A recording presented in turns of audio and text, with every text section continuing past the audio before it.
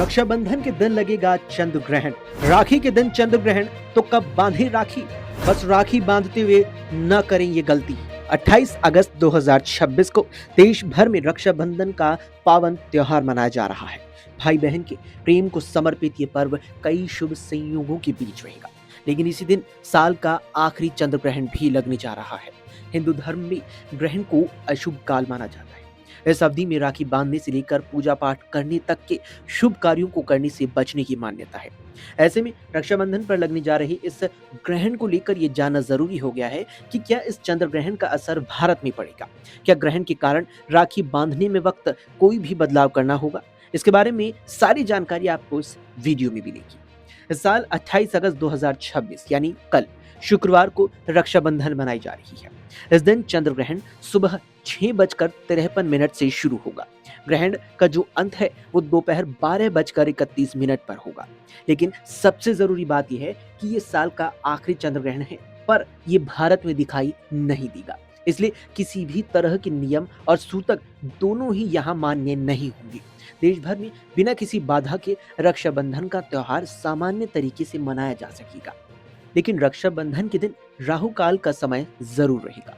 इस दिन सुबह 10:31 से दोपहर 12:07 तक राहु काल रहेगा।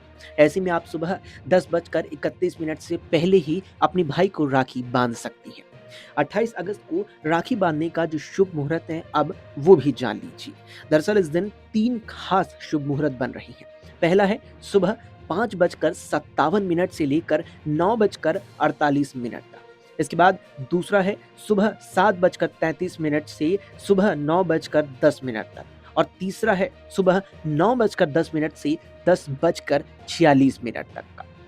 अब आपको इस खास त्योहार पर राखी बांधने के चौघड़िया मुहूर्त के बारे में बताते हैं। सबसे पहले होगा लाभ चौघड़िया, जो सुबह 7:33 से 9:10 तक रहेगा।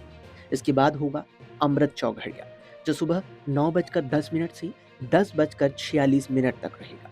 फिर तीसरा होगा शुभ चौघड़िया, दोपहर 12:22 से जो 1:58 तक रहेगा।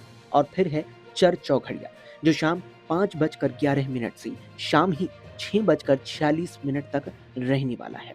दरअसल राखी बांधने की सही विधि और दिशा का भी ध्यान बेहद जरूरी है। अब आपको बताते हैं कि सही विधि और दिशा क्या है। राखी बांधते समय अपने भाई का जो मुख है वो पूर्व की दिशा में होना चाहिए या फिर उत्तर की दिशा में होना चाहिए। इसके अलावा पश्चिम और दक्षिण की दिशा में मुख कर कोई भी भाई अपनी बहन से राखी बिल्कुल ना बंधवाए। साथ ही बहनें सबसे पहले अपने भाई के माथे पर रोली और कुमकुम का तिलक लगाएं, जिसमें अक्षत यानी चावल भी लगेगा।